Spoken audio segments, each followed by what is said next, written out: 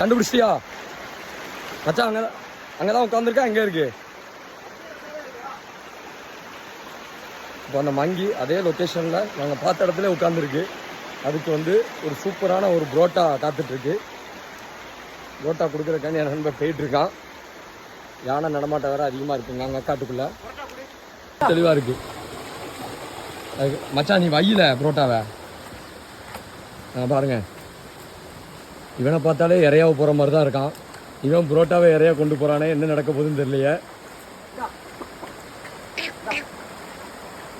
கொடுத்துட்டான் மச்சா. பாதியை பிச்சு வச்சுட்டு கொடு.